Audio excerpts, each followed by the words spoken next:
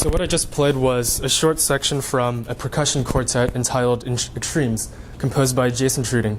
I arranged the 4 percussion parts, which are originally meant to be played on metal pipes, for solo desk bells along with a couple of other accessories. I just thought playing something would be a more creative way and more exciting way to start my ISM final presentation. My name is David Dong, and my topic in ISM this year is music education. Ultimately, I'm studying the way that people communicate with each other through instruments, putting into account what people like to hear and what they look for in music. Bringing a piece of music to life is more than just replicating what you read from the black ink on paper, but it's playing your instrument in a way that resonates in the hearts of the people around you. As stated by George Enescu, a famous Romanian composer, perfection, which is the passion of so many people, does not interest me. What is important in art is to vibrate oneself and make others vibrate. I hope that one day, my playing and teaching will be able to vibrate in the hearts of others to keep the future rich with music. The independent study portion of ISM comes mainly from required research assessments. For each assessment, I would pick a topic of interest, I would read and annotate the chosen article, and then I would write about the real-world application of the topic. My first research assessment was over the compositions and history of Jacques Delacluse, and he's arguably one of the most important percussion composers in history. And a quote that he says is that, "Don't play percussion, but play music." Music. And Delacluse was mostly known for his compositions for snare drum, but how can you turn snare drum into music? So if you imagine a piano which has 88 keys, but 87 of those keys are broken, and then you're left with 1 key to play. And in that sense, I can relate to the listener when they're unable to understand or enjoy a snare drum performance. However, snare drum can still have the same tension building and resolution as any other melodic instrument. For example, in this specific Delacluse etude, there's a 6/8 time signature. And this can mean a lot of things in music regarding feel, but in certain cases, such as this etude, the 6/8 time signature implies a more waltz-like feel. So 1, 2, 3, 4, 5, 6, 1, 2, 3, just like a waltz. And a lot of the rhythms in this etude accompany this feel by playing in groups of 3. Since 6 is divisible by 3, the rhythms feel nice and natural when played. However, when a different kind of rhythm is played, there's rhythmic dissonance. So in here you can see that now groupings of 5 are presented. And for those of you that are good at math, 6 is not divisible by 5. So at some point in the music, the waltz in 3 is not as easily felt. Other examples of tension and release are whenever there are rests. So let's look at the beginning of the etude for a little bit. So as you can see, some notes are played, and then there's silence, and then the etude continues at a softer dynamic. This can be compared to giving a speech, with the first couple of notes being a bold statement that leads into the body of the speech after moments of tense silence. To humans, silence is uncomfortable. And then when a sound is heard, it's almost as if there's like a sigh of relief. And the same thing applies with music. The moments of tension and release can be emphasized through the spacing of the grace notes at the beginning and after the rest. So as you can see, the first grouping of grace notes can be condensed, and then the compact notes will add momentum that leads to the tense silence. And then afterwards, the second grouping of grace notes can be a little more open, since this is the moment where tension is released. And Delacluse's music truly shows how rhythm alone can still create music in its own special way. The next research assessment was over redefining sustain and the roll. And the inability to maintain a constant or sustained sound is a problem exclusive to percussion instruments, as well as a couple of others, such as guitar or piano. And the instruments that are best at sustaining a note would probably be wind instruments or singers. A singer can hold out a continuous note and then change how fast they're pushing out the air to control depth and volume. And now percussionists can fake a sustained sound by doing rolls, which is essentially playing consecutive notes to blend all the sounds into one continuous sound. And the types of rolls will include single stroke roll, which is singles between the hands. Another type would be double stroke rolls, which is where each hand plays 2 notes each. And then finally, there are buzz rolls, where each hand plays multiple bounces. And right now I'm playing on sort of a practice snare drum, where all of the notes are super short, so the buzz roll would sound the most sustained. And this could be different on other percussion instruments. My next research assessment was over tambourine technique and experimentation. Now the tambourine is an interesting instrument because there's kind of a set way to teach and play the instrument, but that set way of playing only reaches the next level when the player experiments with different techniques and ideas. And I'll grab a tambourine real quick. And one of the ideas suggested by William James, the author of the article I analyzed, was changing the angle of the instrument to control articulation or rhythmic clarity. So typically, tambourine is played at a 45-degree angle, but if a more clear rhythm is desired, one can angle the tambourine parallel to the floor. And this way, the jingles are stacked on top of each other, and as a result, they will resonate less. And then at an angle perpendicular to the floor, the jingles are vertical and they're free to resonate. This can be used for rolls, or if a longer sound is desired. And then when playing passages with softer rhythms, I can change the way I hold the tambourine entirely and use two hands to muffle the drum head more. So I'll just use this chair as a kickstand real quick. And at the softest dynamic level, playing with one finger per hand is actually sufficient. And then at the next dynamic level, all I have to do is add one finger to each hand without changing the amount of force I'm playing with. And then if you heard, it's just a little bit louder. And then although the force into the instrument isn't increasing, the overall volume produced still increases because my playing spots cover a larger surface area of the instrument. So I was also fortunate enough to conduct informational interviews with professionals in the Dallas-Fort Worth area. Their experience and expertise was very useful to me this year and will be for many years to come.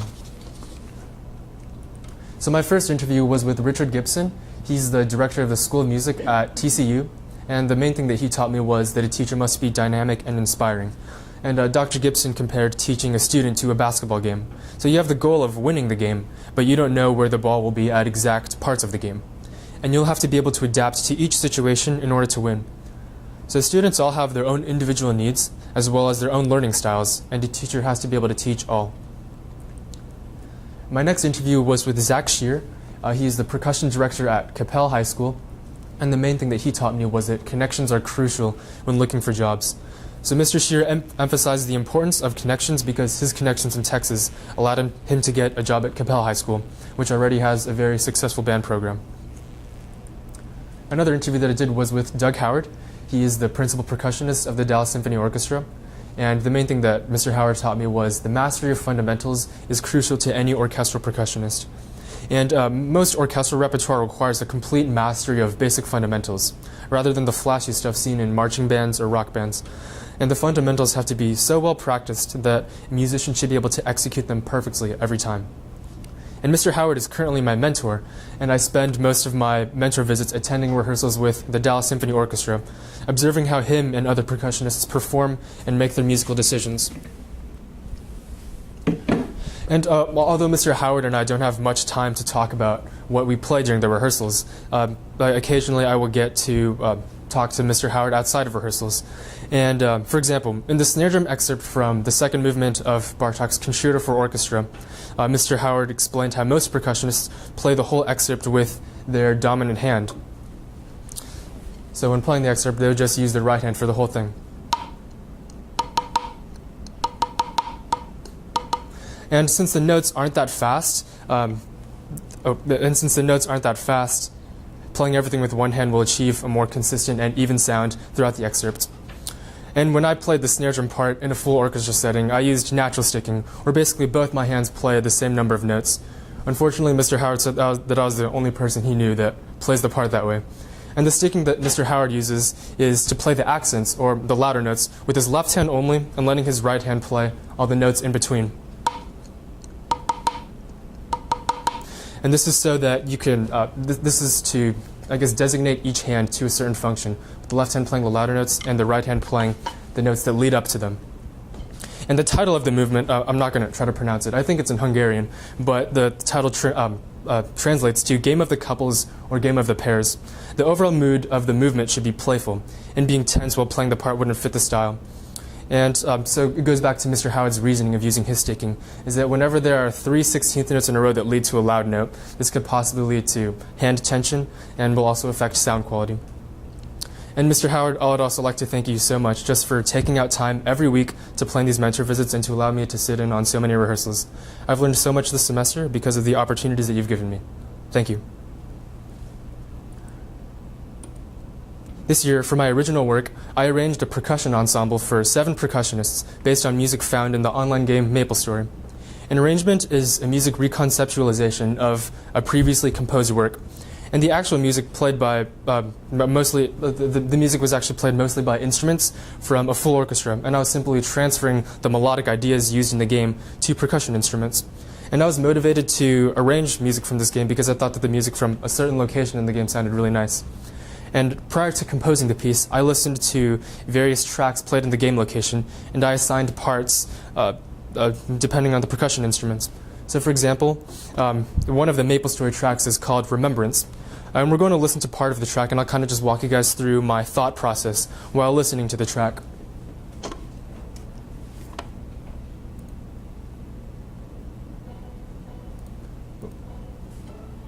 Okay, so we can hear that the track starts off with pizzicato strings, or just really short string sounds. So then I would think, what's a melodic instrument that I can choose that isn't too long but isn't too short either, just to achieve that same kind of sound. And then if you keep listening, occasionally there's the interjection of long strings, the da-da-dum, with the pizzicato strings. And then I would think, maybe I should use a melodic instrument that has a longer sound. So then I would transfer these melodic ideas to different percussion instruments, despite the track with everything being played on string instruments.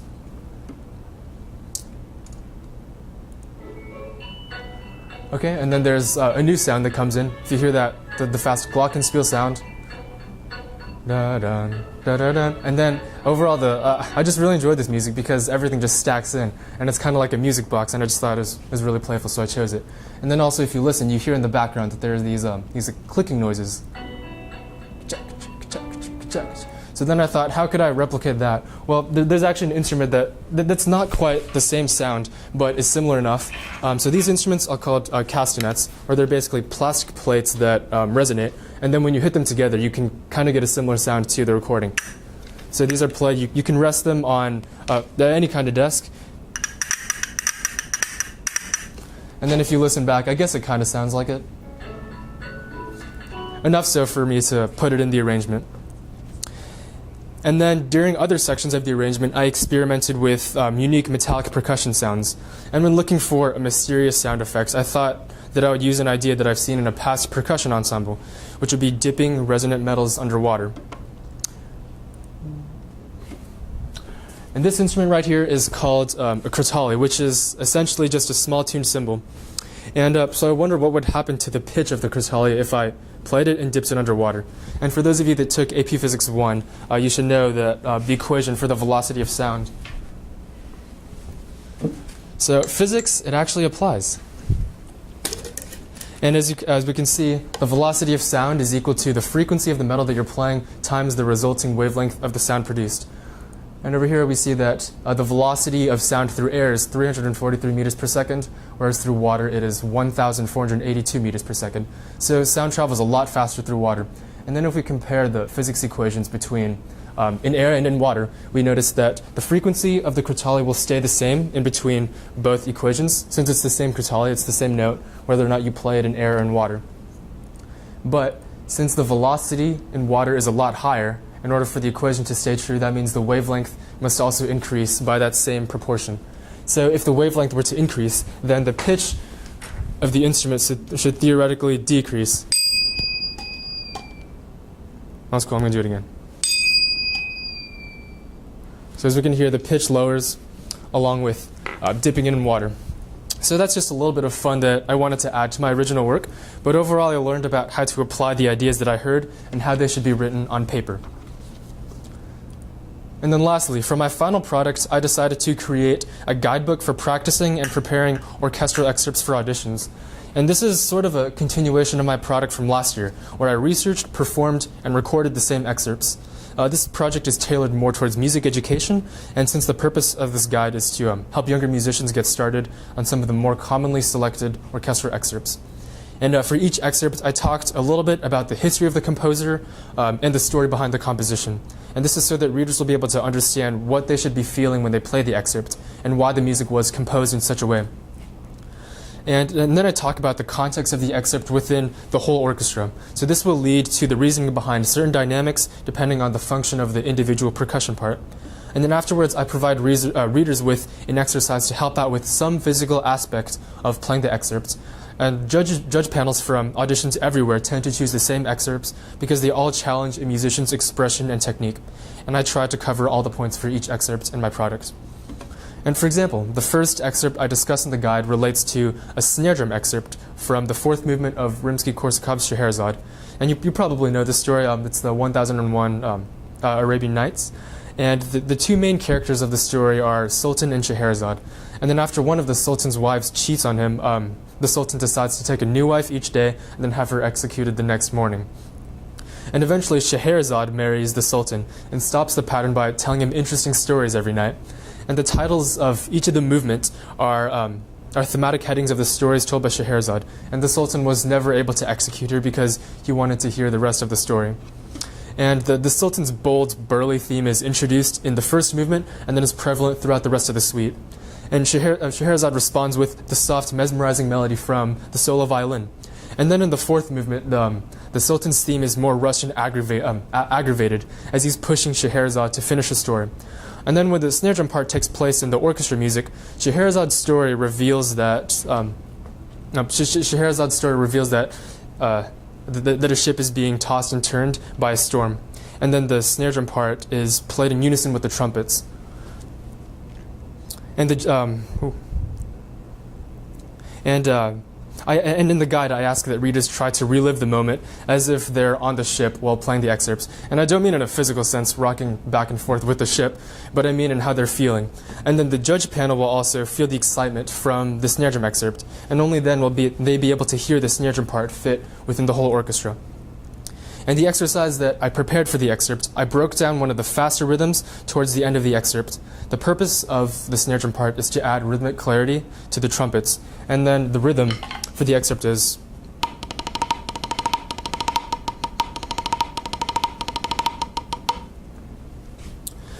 And with the speed of the singles combined with the changes in the volume, the excerpt can actually get quite difficult. So for the exercises, what I did was I took out all of the left hand notes first. So you just isolate the right hand part. So you have, and then you slowly build back the actual excerpt by adding in the left hand note by note. So first I start with the one note variations. There are three possible spots that you can place the left hand. You can place it here, or here, and lastly here. And then next I moved to the two note variations, where instead of just placing one left hand back in, you place two notes at a time. And there are three different combinations for this one of where the left hand can go. So you have, or you can have, and lastly you could have. And then by the time you're adding all three notes of the left hand into the exercise, by then you're going to have the actual rhythm from the excerpt.